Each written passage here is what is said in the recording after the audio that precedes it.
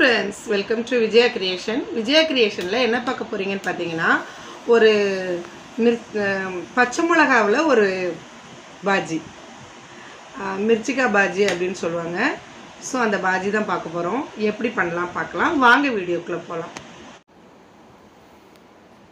Friends பாருங்க இந்த அந்த பாஜி அந்த கிரேவி வந்து பாக்கும்போதே நமக்கு சாப்பிடணும்னு தோணும். அப்படி ஒரு ஃப்ளேவரா இருக்கும். அவ்வளோ நல்லா இருந்தது. எனக்கு ரொம்ப பிடிச்சிருந்துச்சு. என் ஹஸ்பண்டுக்கு ரொம்ப பிடிச்சிருக்கு அப்படின்னு சொன்னாங்க. எனக்கு ரொம்ப சந்தோஷமா இருந்தது. இந்த பாஜி பண்ணுறதுக்கு இந்த மாதிரி ஒரு பச்சை மிளகா வாங்கியிருக்கிறேன். கொஞ்சம் குண்டா, விதைகள் வந்து ரொம்ப ஒன்றும் ஜாஸ்தி இருக்காது, ஆனால் கம்மியாக தான் இருக்கும். கொஞ்சம் குழந்தைங்களுக்கு நீங்கள் கொடுக்கணும் அப்படின்னு நினச்சா இதில் இருக்க விதைகளை அப்படியே நம்ம ரிமூவ் பண்ணிக்கலாம். இருந்தாலுமே நம்ம அந்த சீட்ஸும் வேணும் அப்படின்னா லைட்டாக அந்த மாதிரி கீறி விட்டுட்டு நம்ம பாஜி பண்ண ரெடி பண்ணலாம். இப்போ நான் அதில் உள்ள சீட்ஸ் எல்லாம் ரெடியூஸ் பண்ணியிருக்கேன். ரிமூவ் பண்ணி அப்படியே அதை எடுத்துட்டு கை வச்சு இந்த மாதிரி எடுத்துக்கோங்க. அந்த மாதிரி எல்லா பச்சை மிளகாவையும் அந்த மாதிரி ரிமூவ் பண்ணி எடுத்து வச்சுக்கோங்க. ஃபஸ்ட்டு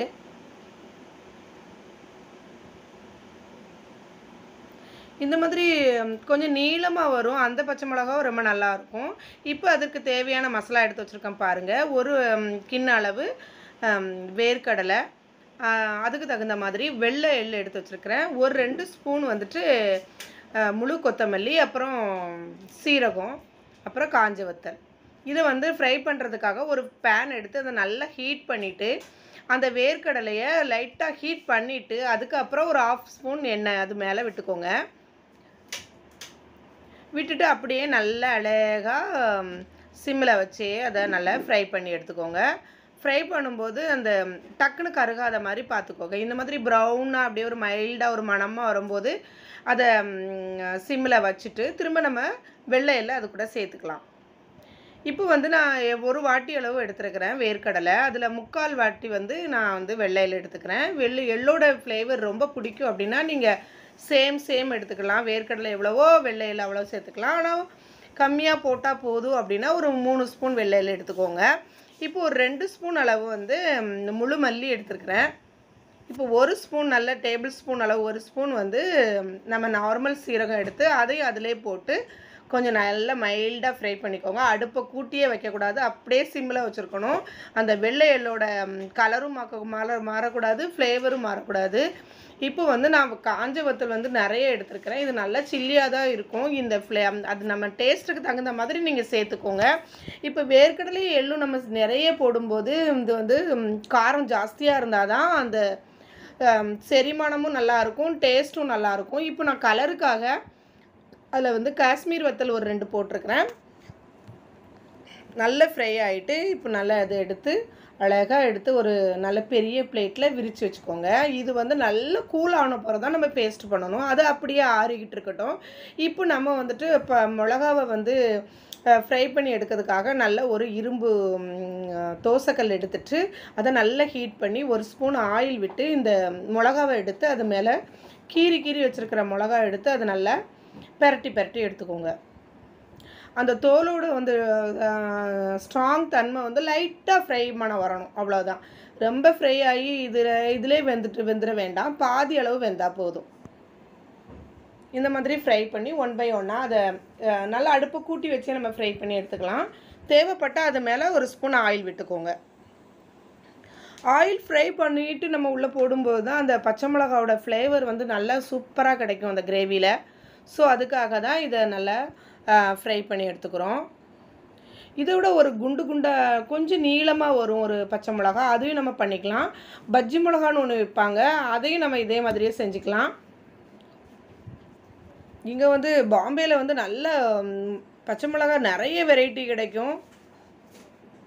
இப்போ இந்த மசாலாவை வந்து நல்லா கிரேவியாக நல்லா ஆறிடுச்சு. அதை நம்ம இப்படி பேஸ்ட் பண்ணி எடுத்து வச்சுக்கோங்க. நெக்ஸ்ட்டு இப்போ என்ன பண்ண போகிறோன்னா இதுக்கு வந்து வதக்கிறதுக்கு வந்து எண்ணெய் ஆயில் சூடு பண்ணிவிட்டு இப்போ நான் ஒரு 2 பெரிய ஆனியன் எடுத்து இந்த மாதிரி ஒரு ப்ரீத்தி மிக்ஸியில் க்ரஷ் பண்ணி எடுத்துருக்கிறேன். நம்ம மிக்ஸி சாதாரண மிக்ஸிலேயே நம்ம க்ரஷ் பண்ணி எடுத்துக்கலாம் ஜாரில் வச்சு. நல்லா இல்லைன்னா குட்டி குட்டியாக நறுக்கிக்கலாம். ரொம்ப பேஸ்ட் மாதிரி ஆக வேண்டாம். க்ரஷ் பண்ணி எடுத்துக்கோங்க ஆனியனை. இப்போ எண்ணெய் நல்லா சூடானதும் நம்ம அதில் ஒரு ஸ்பூன் வந்து கடுகு போட்டுக்கோங்க. கடுகு நல்லா பொரிஞ்சதும் ஒரு கொஞ்சம் கருவேப்பிலை போட்டுக்கோங்க. கருவேப்பிலை நல்லா ஃப்ரை ஆகிட்டு இப்போ நம்ம க்ரஷ் பண்ணி வச்சுருக்கிற ஆனியனையும் போட்டு நல்லா கிளறி விடுங்க. கிளறி விட்டுட்டு இதில் ஒரு 1/2 ஸ்பூன் வந்து மஞ்சத்தூள் போட்டுக்கோங்க. மஞ்சத்தூளும் உப்பு வெங்காயம் எல்லாம் நல்லா அழகாக ஃப்ரை ஆகட்டும். வெங்காயம் கொஞ்சம் டேஸ்ட் வர்ற அளவுக்கு ஃப்ரை பண்ணி எடுத்துக்கோங்க. இதில் வந்து நம்ம கலருக்காக காஷ்மீர் பொடியோட வத்தல் பொடி கொஞ்சம் ஒரு ஸ்பூன் அளவு காஷ்மீர் பொடி போட்டுக்கோங்க. அது வந்து வெறும் கலர் மட்டும்தான். இப்போ இஞ்சி வெள்ளைப்பூடு வந்து நல்லா நச்சு வச்சுருக்கிறேன். ஓரளவு ஒரு 4 பல் பூண்டு, ஒரு சின்ன துண்டு இஞ்சியும் அதை க்ரஷ் பண்ணதை அது கூட அது ஒரு போட்டு அதுவும் நல்லா பச்சைத்தன்மை போகந்தாட்டி நல்லா கிளறி விடுங்க. இப்போ இதில் வெங்காயத்து மேலே ஆயில் பிரிஞ்சு வந்ததுக்கு அப்புறம் இப்போ நம்ம கிரேவி மசாலாவை வந்து பேஸ்ட் பண்ணி எடுத்து வச்சுருக்கிறத அது மேலே கொட்டிக்கோங்க. கொட்டிட்டு அந்த மசாலாவை நல்லா வதக்கி விட்டதுக்கு அப்புறம் மிக்ஸி ஜாரை கழுவி அதில் தண்ணி சேர்த்து அதையும் நல்லா கிண்டி விடுங்க. கிண்டி விட்டுட்டு அதை கொஞ்சம் டைட்டாக இருக்கும், வேர்க்கடலை சேர்த்துருக்கோம் இல்லையா, அதனால் நல்லா கிண்டி விடணும். இப்போ அதுக்கு நம்ம எவ்வளோ கிரேவி நம்மளுக்கு தேவையோ அதை பேலன்ஸ் பண்ணி அந்த காரம் உப்பு எல்லாம் பேலன்ஸ் பண்ணி நம்ம தண்ணி விட்டுக்கோங்க. இல்லை இன்னும் கொஞ்சம் தண்ணியாக வேணும்னா இன்னும் கொஞ்சம் தண்ணி சேர்த்துக்கலாம். நான் ஒரு 1.5 கிளாஸ் அளவு தண்ணி விட்டுட்டு இப்போ நான் உப்பு சேர்த்துக்கிறேன். ஃபஸ்ட்டு ஸ்டார்டிங்கில் வெங்காயம் வதங்கும் போது கொஞ்சம் உப்பு போட்டிருக்கிறோம். இப்போ நம்ம தண்ணி விட்டு நம்ம மசாலா எல்லாம் போட்டதுக்கப்புறம் உப்பு போட்டு டேஸ்ட்டு பார்த்துட்டு க்ளோஸ் பண்ணிக்கோங்க. உப்பு வந்து இந்த தண்ணியில் வந்து உப்பு கொஞ்சம் ஜாஸ்தியாக இருந்தால் தான் ரொம்ப நல்லது. ஏன்னா நம்ம பச்சை மிளகாவில் வந்து உப்பு போட்டு ஃப்ரை பண்ணல, ஸோ ஜாஸ்தியாகவே இருக்கட்டும். இதுக்கு வந்து ஒரு லெமன் சைஸ் அளவு புளி எடுத்து நல்ல பேஸ்ட்டாக அது நல்ல வெந்நியில் ஊற வச்சு அதை பேஸ்ட் பண்ணி எடுத்து வச்சுருக்கிறேன் கரைச்சி. அதை ஃபஸ்ட்டு கொஞ்சம் நல்லா ஊற்றி நம்ம டேஸ்ட்டுக்கு தகுந்த மாதிரி டேஸ்ட்டு பார்த்துக்கோங்க. டேஸ்ட்டு பார்த்துட்டு இந்த வாட்டி ஒரு வாட்டி நம்மளுக்கு தேவையா அப்படின்னு சொல்லி பார்த்துக்கிட்டு அதுக்கப்புறம் இந்த ஒரு வாட்டி அந்த கிண்ண அளவு ஊற்றிக்கோங்க. ஊற்றிட்டு அது நல்லா கொஞ்சம் பச்சைத்தன்மை புளியோடது மாதிரி கொதிக்கும்போது ஒரு ஸ்பூன் அளவு வந்து வெல்லம் போட்டுக்கோங்க. வெல்லமும் இந்த புளிப்பும் தன்மையும் கண்டிப்பாக இதுக்கு தேவை. அப்போ தான் இதோட டேஸ்ட்டு வந்து என்ஹான்ஸ் பண்ணி ரொம்ப நல்லாயிருக்கும். இப்போ வெல்லம் போட்டு நல்லா கிண்டி விட்டுட்டு இது லைட்டாக இப்போ நல்லா கொதித்து வருது.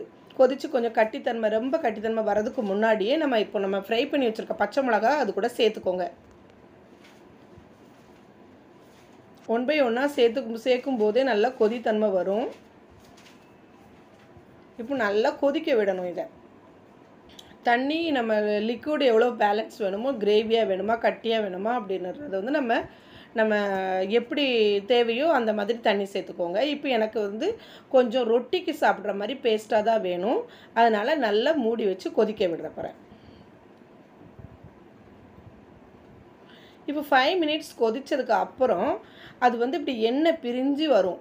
அப்போ கொஞ்சம் 5 நிமிஷம் சிம்மில் வச்சுட்டு ஓப்பன் பண்ணி பார்த்தீங்கன்னா அப்படியே மேலெல்லாம் அப்படியே எண்ணெயாக நிற்கும். அந்த பச்சை மிளகாவும் அந்த கிரேவியும் வந்து கிரேவி அப்சர்வ் பண்ணி அந்த டேஸ்ட்டு அதுக்குள்ளே இறங்கி அதுக்கப்புறம் நல்லாயிருக்கும். அந்த பச்சை மிளகா எடுத்து பார்த்தீங்கன்னா பச்சை மிளகா நல்லா சாஃப்டாக வெந்திருக்கும். இப்போ நல்லா அதை கொஞ்சம் கிண்டி விடுங்க. அந்த ஆயில் எல்லாம் நல்லா சேர்ந்து வர்ற மாதிரி கிண்டி விடுங்க. இப்போ கிரேவி ரெடி ஆகிட்டு நம்ம இந்த ரெடி பொசிஷனுக்கு வந்து இனிமேல் நான் சர்வ் பண்ணலாம்.